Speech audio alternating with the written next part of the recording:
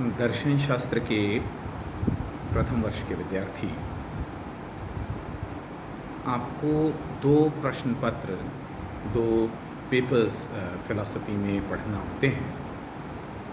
आपकी सिलेबस के अनुसार जो दो प्रश्न पत्र आपके पास में हैं, उनमें से एक है भारतीय दर्शन और दूसरा है पाश्चात्य दर्शन।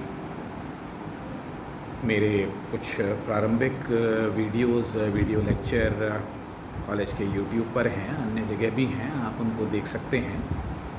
वहाँ आपको दर्शन का एक सामान्य परिचय मिलता है और उसी परिचय में हम भारतीय दर्शन और पाश्चात्य दर्शन की विशेषताओं और जो उनमें किसी हद तक भेद है, उनकी चर्चा भी मिलती है। बहरहाल, जब आप प्रथम वर्ष के पाठ्यक्रम के अनुसार अध्ययन करते हैं, तो आपको पाश्चात्य दर्शन का इतिहास जानना होता है। पाश्चात्य दर्शन से अभिप्राय ये एक बड़ी सामान्य बात है कि उस दर्शन को जिसकी उत्पत्ति हम पाश्चात्य जगत में पाते हैं, यानी कि यूरोप और अन्य पश्चिमी देशों में जिस दर्शन की या जिन दर्शन तंत्रों की का प्रादुर्भाव, जिनकी उत्पत्ति, जिनकी पॉपुलैरिटी हम पाते हैं, उन्हें हम पाश्चात्य दर्शन कहते हैं। और पाश्चात्य जगत में एक जगह है, एक देश है, उसे हम आज यूनान या ग्रीस के नाम से जानते हैं। यदि हम पाश्चात्य दर्शन के इतिहास पर दृष्टिपात करें, तो हम ये पाते हैं कि जो प्रारंभिक उल्लेख मिलते हैं दर्शन के, देखिए, दर्शन की उत्पत्ति कब होती है, ये एक अलग किस्म का प्रश्न है, क्योंकि हम ये मान करके चलते हैं कि मानव स्वभाव से एक विचारशील प्राणी है, एक चिंतनशील प्राणी है। अतः हमको ये स्वीकार करना होगा कि पृथ्वी पर मानव के प्रादुर्भाव के साथ ही मानव चिंतन परंपरा भी रही होगी, और ऐसा कोई भी मानव के अस्तित्व का दौर या युग नहीं रहा होगा जब मनुष्य या मानव चिंतनशील नहीं रहा होगा। प्रश्न ये है कि हम इतिहास का प्रारंभ कहाँ से करते हैं। तो दर्शन में जब हम इतिहास के प्रारंभ की बात करते हैं, तो हमारा आशय प्राय उस प्रस्थान बिंदु या उस अवस्था से होता है जहाँ पर हमको प्रथम चिन्ह किसी मनुष्य के, किसी रिकॉर्डेड चिंतन के मिलना प्रारंभ होते हैं। तो पाश्चात्य जगत में यह प्रस्थान बिंदु, यह प्रारंभिक चिन्ह, यह प्रारंभिक अवस्था जहाँ पर चिंतन है और चिंतन को रिकॉर्ड भी किया गया है, दर्ज भी किया गया है, यह हमको पाश्चात्य जगत में यूनान में दृष्टिगत होता है। और कब दृष्टिगत होता है? ईसा से करीब 600 साल पहले से। मोटा मोटा आज हम ये कहें कि हम 2020 में जी रहे हैं। ईसा का काल ईसवी शुरू हुए 2000 वर्ष से अधिक हो गए हैं, और ईसवी से भी 600 साल पहले, यानी कि हम जिस रिकॉर्डेड दर्शन चिन्हों की, रुझानों की, या हम कुछ प्रारंभिक चिंतन के प्रमाणों की बात कर रहे हैं, वह आज से कम 2500 वर्ष पुराना है। क्या हो रहा था यूनान में? देखिए, हो उससे पहले भी रहा होगा, लेकिन इतिहासकारों को जो सबसे पहले साक्ष्य मिले हैं चिंतन के, वह करीब 600 वर्ष पूर्व जाते हैं, जो कि आज से 2500 वर्षों से भी अधिक पुराना इतिहास है। यूनान में हमको जिस प्रकार का प्रारंभिक दार्शनिक चिंतन, या जिसको हम कहते हैं कि दर्शन तुल्य चिंतन दिखाई पड़ता है, वह एक प्रकार से प्रकृति के प्रति मानव की एक स्वाभाविक जिज्ञासा के रूप में दिखाई देता है। उनके सामने प्रश्न क्या थे? ये जो मुझे आसपास दिखाई दे रहा है, ये क्या है? ये कहाँ से आया है? मनुष्य कहाँ से आया है? चीज़ें कैसे उदय होती हैं, कैसे विलुप्त हो जाती हैं? कोई मूल द्रव्य है क्या? देखिए, यहाँ से हम ये कहते हैं कि दार्शनिक रुझान शुरू हो जाता है कि क्या इस सृष्टि का कोई मूल कारण है, कोई मूल द्रव्य है, यथार्थ क्या है? मुझे अलग अलग जगह अलग अलग वस्तुएं दिखाई देती हैं, क्या प्रतीति से भिन्न कोई सत्य है, इत्यादि। हम देखेंगे कि शनय शनय दर्शन का विस्तार होता है, उसमें गांधीर्य आता है, लेकिन जो सर्वप्रथम हमको रिकॉर्डेड हिस्ट्री पाश्चात्य जगत में दिखाई देती है, यूनान में, वहाँ हमको एक थेलीस नाम के दार्शनिक का जिक्र मिलता है, जिसने सबसे पहले यह प्रश्न उठाया कि यह पृथ्वी क्या है, और उसका मानना ये था कि यह पृथ्वी एक गोल तश्तरी के समान है जो कि पानी की सतह पर तैर रही है।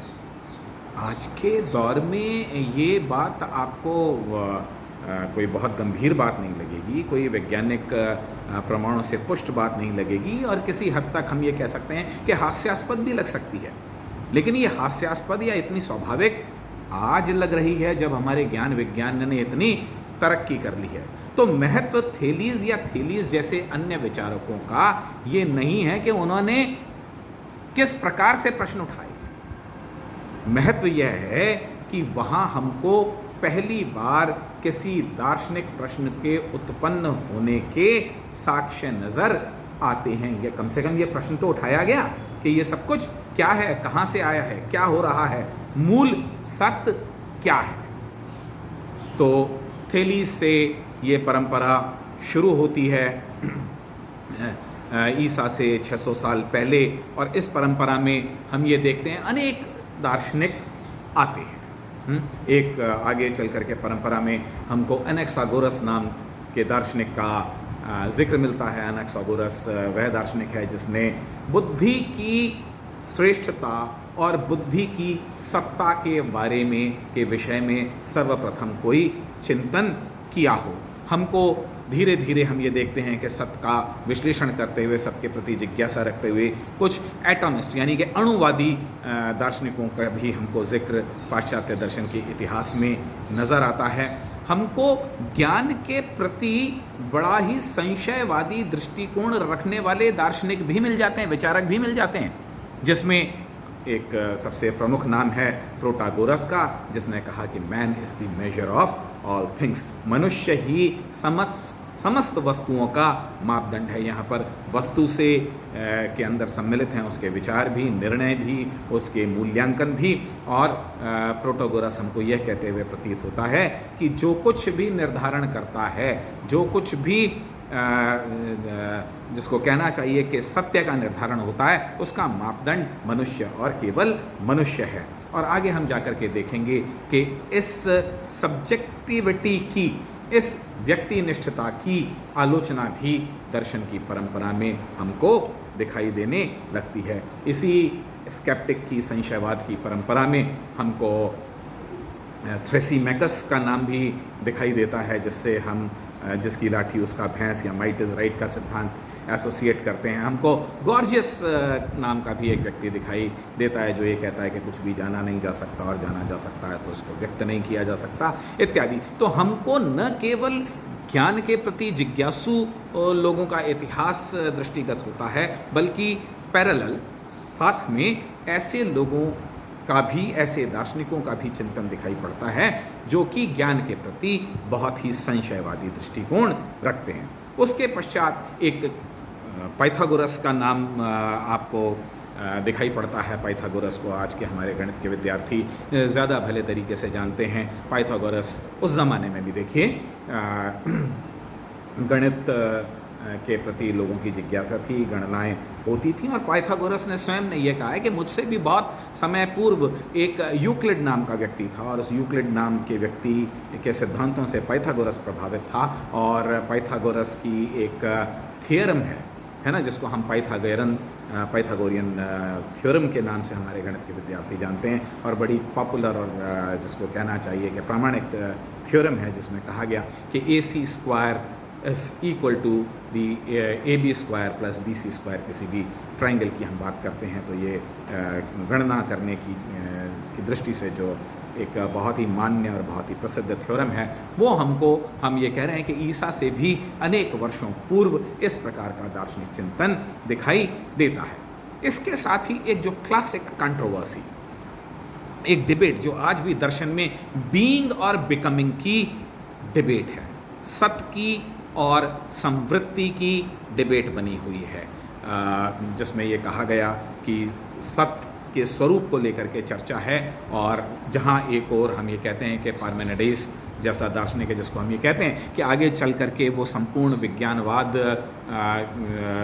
का एक प्रेरणा बनता है, वो ये कहता है कि देखिए सत्य तो कैसा है, स्थायी है, शाश्वत है, निश्चल है, स्वयंभू है। और इसके विपरीत एक हेराक्लाइटस नाम का दार्शनिक है, वो ये कहता है कि देखिए सब कुछ जो है वो परिवर्तनशील है, परिवर्तनशीलता के अतिरिक्त इस जगत में कुछ भी स्थायी नहीं है। और फिर हम ये देखते हैं कि इसी कंट्रोवर्सी में आगे जाकर के एक हमको ज़ीनो नाम के व्यक्ति के विचार दिखाई पड़ते हैं। ज़ीनो नाम का व्यक्ति पार्मेनिडेस के सिद्धांतों से प्रभावित है, और वह अपने तर्कों के माध्यम से गणित के विपरीत जाकर एक तरीके से, इसीलिए हम इसको पैराडॉक्स कहते हैं, यह सिद्ध करने का प्रयास करता है कि देखिए काल अविभाज्य है, गति जैसी कोई चीज़ नहीं है, क्योंकि देश का स्पेस का विभाजन, देश यहाँ पे पॉलिटिकल देश नहीं, देश का मतलब स्थान है,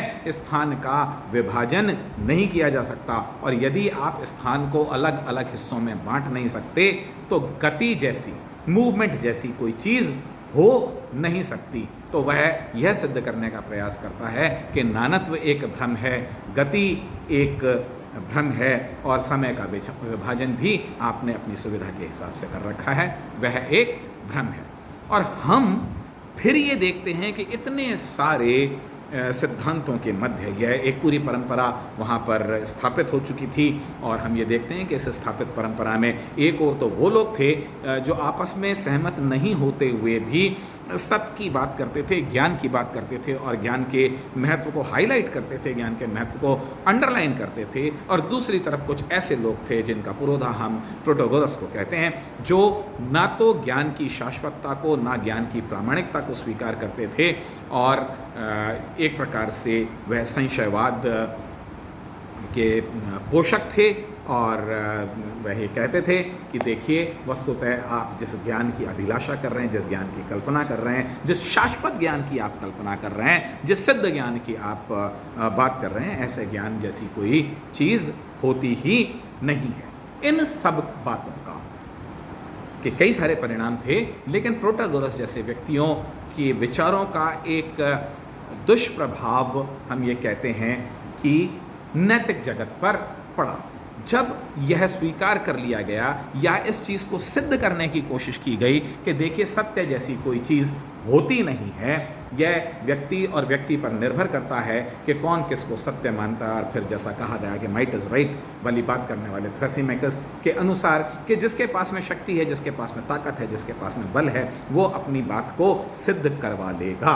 और आगे जाकर के हम ये देखते हैं कि प्लेटो ने जब अपने डायलॉग्स लिखने शुरू किए तो वहाँ पर उसने इस प्रश्न को उठाया है कि क्या न्याय का अर्थ शक्तिशाली का हित है। हम ये देखेंगे कि धीरे धीरे पाश्चात्य जगत में दर्शन गंभीर होता चला गया, लेकिन इन सारे के सारे ईसा पूर्व के विचारकों में, जहाँ पर सुकरात भी एक टर्निंग पॉइंट की तरीके से अवस्थित है, सुकरात से पहले और इन प्री सोक्रेटिक फिलोसोफर्स के मध्य में एक सोफिस्ट काल भी आता है, जिसका कि उदाहरण मैंने आपको प्रोटागोरस के रूप में दिया कि यहाँ पर सोफिस्ट प्रकार के जो लोग हैं वो एक अलग तरीके की बात आपसे करते हैं। सोफिस्ट क्या बात करते हैं, सुकरात क्या जवाब देता है, उनका किस प्रकार से दर्शन धीरे धीरे विकसित होता है, ये चर्चा हम अपने आने वाले लेक्चर्स में करेंगे। Thank you.